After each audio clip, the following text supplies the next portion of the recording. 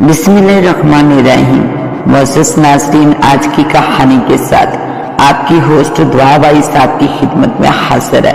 एक खूबसूरत हसीना बगैर शादीशुदा थी, बल्कि ये कहना दुरुस्त होगा कि इसकी किसी मर्द से दोस्ती तक न थी। वो सिर्फ अपने काम से काम रखती थी। इसके बावजूद वो प्रेग्नेंट हो गई थी, लेकिन कैसे? अक्ल व शऊर में ना आने वाली, बरसों ज़हन से महू ना होने वाली हकीकी शाहकार कहानी। तो मोअज़्ज़ज़ नाज़रीन, कहानी में मज़ीद आगे बढ़ने से पहले आप तमाम दोस्तों से इल्तिमास है कि हमारे चैनल दुआ वॉइस को सब्सक्राइब कर दीजिए और साथ घंटी के बटन को दबा दीजिए ताकि हमारी न्यू वीडियो का नोटिफिकेशन आपको मिल सके। शुक्रिया। तो आइए कहानी का आगाज करते हैं। मैंने बामुश्किल आंखें खोलकर सर को दोनों हाथों से थामा और गले में अटकते हुए सांस को बाहर खारिज कर दिया। दिमाग में धमाकों का सिलसिला ऐसे चल निकला जैसे बारूदी सुरंग में यके बाद दिगरे धमाके होते चले जाते हैं। रात का खाया पिया तमाम खाना मुंह के रास्ते बाहर निकलने की तैयारी करने लगा। मैंने उछलत के आलम में करीब रखे हुए स्लीपर पहने और बाथरूम में घुस गई। वाश बेसन में सब कुछ उगल देने के बाद कुछ इत्मीनान महसूस हुआ और मैंने कमरे के साथ वाक़या किचन में दाखिल होकर चूल्हे पर चाय का पानी रख दिया। गुज़श्ता रात तक मेरी तबीयत खराब नहीं थी, मुझे अच्छी तरह याद था। मैंने खाने के बाद एक गिलास में इलायची मिला दूध पिया था। इशा की नमाज पढ़कर मुझे दोबारा भूख लगी।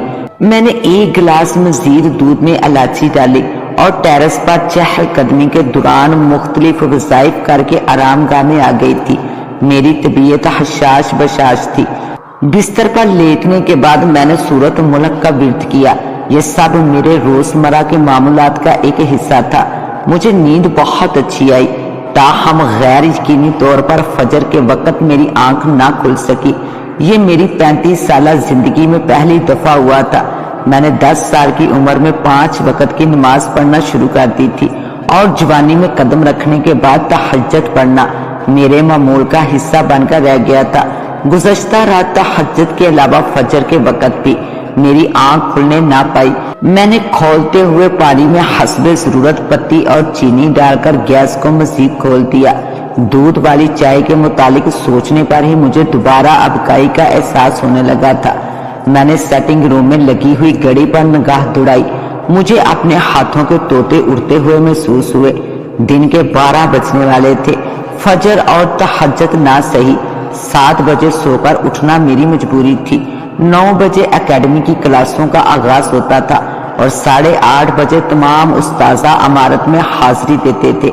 मैं अमूमन 8 बजे अपने फ्लैट से बाहर निकल जाया करती थी। एकेडमी की बस 8:05 पर मुझे बस स्टॉप से उठाती थी और 8:20 पर एकेडमी के सामने उतार देती थी।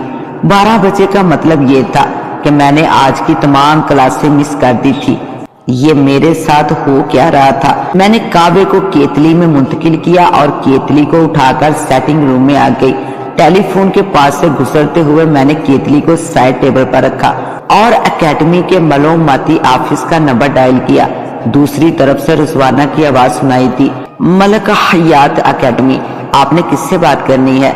मैंने इसे माजरत करते हुए तबीयत की नासाजी के मुतालिक बताने की कोशिश की। तब वो बात काटते हुए मुसरत बड़े लहजे में बोली, टीचर बिस्मा, मुझे आपकी आवाज सुनकर नहायत मुसरत महसूस हो रही है। यकीन जानिए, एक माह की ये दूरी मेरे लिए सुहान रूह बनकर रह गई थी। आप जानती हैं, एकेडमी ऑफ होने के बाद मैं आपसे कुरान शरीफ की तफसीर की क्लास लेती थी। आपके चले जाने के बाद वो क्लास नहायत मुतासर हुई। मैंने हैरत भरे लहजे में पूछा, क्या मैंने कल एकेडमी की क्लासों में शिरकत नहीं की? शायद मुझे असासी तौर पर खुसूसी अनाम से नवाजने की बातचीत भी हुई थी। रजवाना की आवाज सुनाई थी, ये तो 1 माह कबल की बात है। उस दिन गैर मुतवक्का तौर पर आपका इस्तीफा मसूल हुआ। प्रिंसिपल ताहरा ने आपसे बातचीत करने के लिए फोन किया। तब इन्हें बताया गया कि आप गैर मुल्की दौरे पर बैरून मुल्क जा चुकी हैं। असासी तरकीब में आपकी गैर हाजिरी पर मुझे दिली अफसोस महसूस हुआ। इसी वजह से आपका अवार्ड मेरे पास महफूज है। مجھے ایک دفعہ پھر اپنے دماغ میں دھماکے ہوتے ہوئے محسوس ہوئے۔ ابکائی کا احساس ہوا۔ میں بے اختیار ریسیور کو پٹکا اور اجلت کے عالم میں باتھ روم کی طرف بھاگ پڑی۔ واش بیسن میں سب کچھ اگلنے کے بعد جب میں نے کمرے کا رخ کیا تو مجھ پر غشی طاری ہونے لگی تھی۔ میں بے دم ہو کر بستر پر گر گئی۔ نہ جانے کتنا وقت یوں ہی گزر گیا۔ کافی دیر بعد جب مجھے ہوش آیا تب میں نے فون کر کے جبران کو فلیٹ میں بلایا۔ مجھے اس کے اس وقت فلیٹ میں ملنے کی توقع نہیں تھی، تاہم غیر متوقع طور پر اس نے کال اٹینڈ کر لی۔ میں نے نقاہت بھرے لہجے میں اسے بتایا، میری طبیعت بہت ناساز ہے، اگر تم کسی لیڈی ڈاکٹر کے متعلق جانتے ہو تو مہربانی کر کے مجھے اس کے پاس لے چلو۔ اس نے معاملے کی نزاکت کو محسوس کرتے ہوئے بات چیت کرنے کی کوشش نہیں کی اور فون بند کر دیا۔ وہ میرے ساتھ والے فلیٹ میں مقیم تھا۔ میری اور اس کی جان پہچان چند دنوں پر مشتمل تھی، مگر ٹیچر ہونے کی وجہ سے وہ میرا دل سے احترام کرتا تھا۔ 5 منٹ کے بعد دروازے پر دستک ہوئی۔ میں نے دروازہ کھولا، وہ سامنے کھڑا تھا۔ اس کی عمر بامشکل تمام 25 سے 30 سال کے درمیان تھی۔ چہرے کے نقوش دل فریب اور بے انتہا حیرت بھرے تھے۔ قد لمبا اور بال فوجی انداز میں کٹے ہوئے تھے۔ مجھے دیکھتے ہی اس نے تفشیش بھرے لہجے میں پوچھا، آپ کی طبیعت کافی حد تک نساس دکھائی دے رہی ہے، خیر تو ہے، ضرور بد پرہیزی ہوئی ہوگی۔ میں نے اس کی بات کو نظر انداز کرتے ہوئے کہا، مجھے سلمہ ریاض کے کلینک لے چلو، باقی کی تفصیل میں بعد میں بتاؤں گی۔ اس نے سر اس بات میں ہلایا اور میرے ساتھ فلیٹ سے باہر آ گیا۔ دن کے 1:45 بج رہے تھے۔ سڑک پر ٹریفک کا بہت ہجوم تھا۔ اسے ڈرائیونگ میں دقت کا سامنا کرنا پڑ رہا تھا، اس لیے بات چیت کا موقع نہیں ملا۔ ڈاکٹر سلمہ ریاض کا کلینک شہر کے مصروف ترین حصے میں واقع تھا۔ میری ان کے ساتھ اچھی خاصی جان پہچان تھی۔ گورنمنٹ سرور سے ریٹائر ہونے کے بعد انہوں نے حال ہی میں کلینک کھولا تھا، تاہم کام کی زیادتی کا یہ عالم تھا کہ مریضوں کو 1 ہفتہ قبل نمبر حاصل کرنا ہوتا تھا۔ جبران نے چپڑاسی کے ہاتھوں میں 100 کا نوٹ پکڑاتے ہوئے اسے ڈاکٹر کو اپنی آمد سے آگاہ کرنے کی سفارش کی۔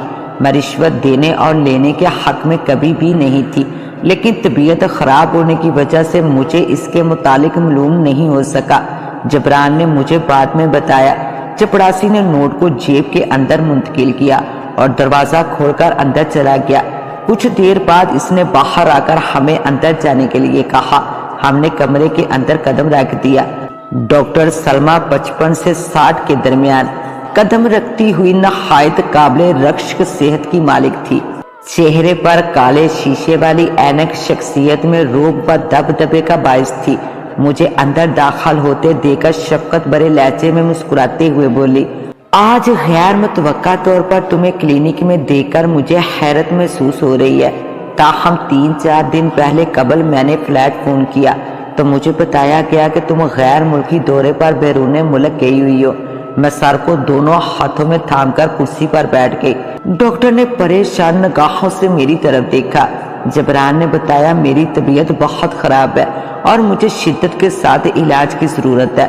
ڈاکٹر نے آگے بڑھ کر میری نبض چیک کی اور مجھے قریب رکھے ہوئے بینچ پر لیٹ جانے کے لیے کہا۔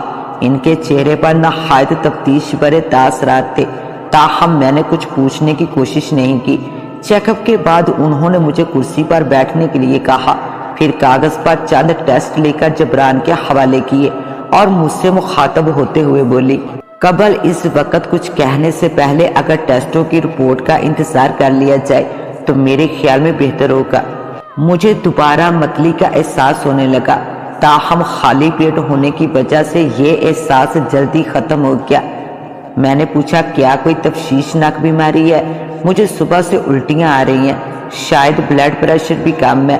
ڈاکٹر نے قلم کو میز پر رکھ دیا اور کرسی کے ساتھ پشت لگانے کے بعد دھیمے لہجے میں بولی، کوئی بھی عورت اس کیفیت کو محسوس کر کے بآسانی بیماری کا پتہ کر سکتی ہے، لیکن مجھے کچھ کہتے ہوئے اس لیے جھجک محسوس ہو رہی ہے کہ تم شادی شدہ نہیں ہو۔